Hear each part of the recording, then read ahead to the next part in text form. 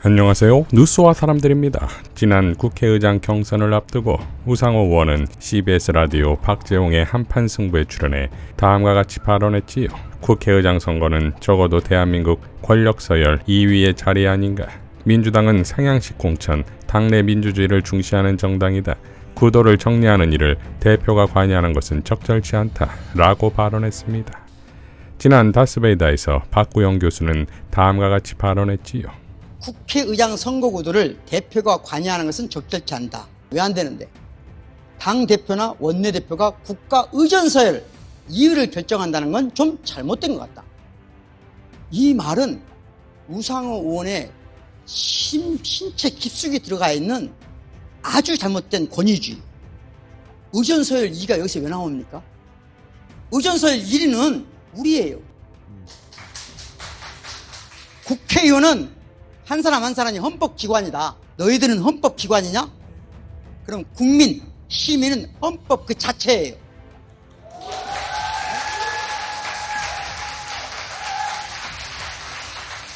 당원들의 의견이 모아졌는데 당내 국회의원들에서 이게 왜곡될 수 있다는 걸 감지한 당대표가 개입하는 게 정상입니까? 개입 안 하는 게 정상입니까? 개입 안 하면 직무유기죠. 그런데 그걸 두고 의전설 2위를 당대표 따위가 개입하냐? 민주주의자 맞습니까?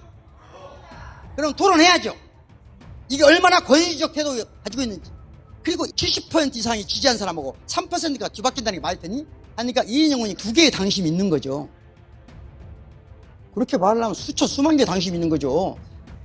이런 식으로 시식인들이, 의원들이 지금 민주당이 체질적으로 어떻게 변하고 있는지를 모른다는 건 4선, 5선 의원들이 심각한 문제죠. 사실은 지금까지 살아계신 것만 해도 큰 다행이다 이렇게 생각합니다. 양문석 당선자도 다음과 같이 밝혔습니다. 도도한 역사의 물줄기를 거슬러 오르면 연어가 아니고 반역이요. 원내 총무나 국회의장 후보는 총재 시절에는 지명직이었어. 그리고 노무현 대통령 이후 원내대표와 국회의장 후보는 국회의원의 몫으로 선출직이었어.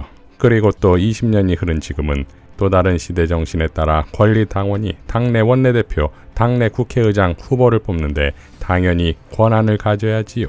그래야 당원이 주인이지요. 그래야 민주당의 확대와 확장이 가능하지요. 마시간 기득권, 마시간 586. 그중 우상호가 시대 정신이 20년 전의 기준으로 멈춰선 작자들이 민주당 전통 운운하며 원내대표와 국회의장 후보는 국회의원의 몫이라고 우겨대며 또 내부 총질을 하고 있네요. 구태정치질 이젠 좀 지겹네요. 공부 좀 하면 좋겠네요. 무식하면 용감하지요. 우상호씨 라고 일갈했습니다. 자, 추미애 국회의장 낙선 사태로 민주당은 예상치 못한 위기를 만들었고 이재명 대표는 사태의 심각성을 즉각 인지해 철저히 당원 중심의 정당으로 탈바꿈하기 위해 실행 중이지요. 이런 상황에서 고민정의 주장도 민주당원들의 비판을 받고 있습니다. 지난 총선에서 양문석 후보가 과거 노무현 대통령에 대해 비판 발언을 한 것에 대해 고민정은 이번만큼은 후회할 일을 하고 싶지 않다. 노무현 대통령님을 지키겠다는 약속을 이번만큼은 지킬 것. 대통령님의 손을 2번 다시 놓지 않을 것이라고 했었지요. 그런데 노무현 대통령 서거 15주기 추도식을 치른 다음 날 신동아는 고민정 기존 민주당 이념 벗어날 용기 필요. 종부세 폐지해야 라는 제목의 인터뷰 기사를 내보냅니다. 이 인터뷰에서 고민정은 모든 선거는 중도 싸움이라며 기존의 민주당이 가지는 이념에서 벗어날 수 있어야 한다. 그럴 용기가 민주당도 필요하다. 언제까지 서민의 정당만을 표방할 것인가. 정권을 잡지 못하는 정당은 의미가 없다며 종부세를 폐지하면 좋겠다고 발언합니다. 이에 신동아 기자도 고민정이 금기를 건드리고 있다고 썼으니 민주당은 오죽하겠습니까? 최민희 당선자는 고민정 의원의 종부세 폐지 주장에 동의하지 않습니다. 라고 즉각 밝혔고 토지자유연구소의 이태경 부소장은 더불어민주당 고민정 의원이 신동아와 인터뷰하며 종부세를 폐지하면 좋겠다. 라고 발언해 논란이다. 고 의원의 발언을 보면 종부세의 취지와 역할 등에 대한 최소한의 이해조차 결여된 듯 보인다. 고 의원의 발언이 더 절망적인 건 만악의 근원이라 할 부동산 공화국 혁파에 대한 철학이나 의지가 전혀 보이지 않는다는 사실이다. 고 의원의 혹평과는 달리 종부세는 고 노무현 대통령의 대표적 업적일 뿐만 아니라 한국 사회가 이룬 빛나는 성취 중 하나다. 종부세가 문제가 있다면 이를 발전적으로 개선하고 지양하면 될 일이다. 종부세의 명암에 대한 치열한 고민이나 일체의 대안 제시도 없이 종부세의 적대적인 논조에 매체에 나가 종부세 폐지를 운운하는 고 의원의 태도가 민주당에 어울리는 것인지 정녕 모르겠다 라고 일갈했습니다. 조상호 변호사도 다음과 같이 밝혔지요.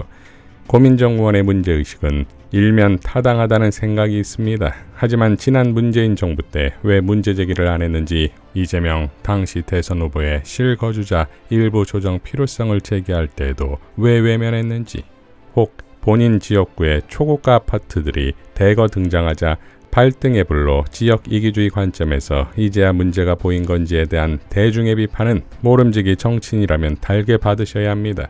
종부세는 지역 간 불균형을 야기한 수도권과 대도시 중심 발전 전략의 희생에 따른 지역별 부동산 가치 차이에 부과하는 지역균형세의 의미가 있습니다. 그래서 지방세인 재산세와는 달리 국세로 정한 겁니다. 여전히 아니 오히려 지역별 부동산 가치 격차가 커지는 상황에서 종부세 폐지는 사회정의 실현이라는 당위적 관점에서도 지방균형 발전이라는 정책 목표적 관점에서도 바람직하지 않다고 생각합니다. 즉, 종부세의 입법 목적이 여전히 긍정되는 상황에서 일부 현실에서 벗어난 부분의 조정을 넘어 폐지를 주장하는 것에 동의하기 어렵습니다. 다만 주택이라는 것이 인간 생존을 위한 필수제라는 측면에서 가격 앙등에 따른 종부세 대상 주택의 폭증을 고려할 때 단순 가격 요건만으로 종부세 부과 대상을 정하는 건 조정이 필요합니다. 주택가격 조절 실패에 대한 책임을 개인에게 돌리는 건 타당하지 않기 때문입니다. 이에 실거주 주택에 한하여 종부세 부과를 면제하고 이러한 가격 요건과 면적 요건을 물가와 거주 패턴의 변화에 부응하여 연도별로 조정하는 제도가 필요하다고 생각합니다. 라고 밝혔습니다. 이중구 서울대 경제학부 명예교수도 다음과 같이 밝혔지요. 민주당 일각의 종부세 폐지로는 자신의 지지자들을 배신하는 행위다. 요즘 민주당 일부 인사들이 보이는 행태를 보면 마치 자신들이 잘해서 국민들이 표를 몰아준 것인 줄 착각하고 있는 게 아닌가 하는 느낌을 받게 만듭니다. 결과적으로 자신을 지지해준 사람들을 배신하는 행위를 서슴지 않고 하는 모습을 보이기 때문입니다. 그 대표적 사례가 일부 민주당 의원들이 제기하고 있는 종부세 폐지론입니다. 종부세를 폐지해야 한다는 주장을 정당화하는 근거로 민주당이 언제까지나 서민정당으로 남아있어서는 안 된다는 말을 하는 것을 듣고 나는 실수를 금치 못했습니다. 자신들을 밀어준 서민들을 배반하고 인구 5%도 안 되는 부자의 정당으로 탈바꿈하자는 말인가요? 지금 종부세를 내는 가구는 전체 가구의 5%도 되지 않는다는 걸 잘 아시지 않습니까? 중도로 지지 기반을 확장하기 위해 종부세 폐지에 손을 들어줘야 한다는 발상은 유치하기 짝이 없습니다. 고액 부동산 소유자 몇몇으로 지지 기반을 넓힌다고 민주당의 입지가 그렇게 탄탄해질 리 만무합니다. 5%도 채 안 되는 그들은 절대로 우리 사회의 중도 세력이 아니고 극소수의 특권계층일 뿐입니다. 오히려 종부세를 한 번도 내본 적이 없는 95%가 넘는 국민이 중도 세력의 주축을 이루고 있습니다. 그렇게 기승을 부리던 부동산 투기가 문재인 정부 말기에 들어서면서 잠잠해진 결정적 원인이 어디에 있었다고 생각하십니까? 난 윤석열 정부가 약탈적 과세라고 매도에 마지 않는 다주택자들에 대한 고율의 종부세가 마법의 탄환 역할을 했다고 굳게 믿습니다. 그러니까 윤석열 정부가 종부세 세율을 크게 내리자 잠시 주춤했던 주택가격이 다시 동요하기 시작한 것 아닙니까?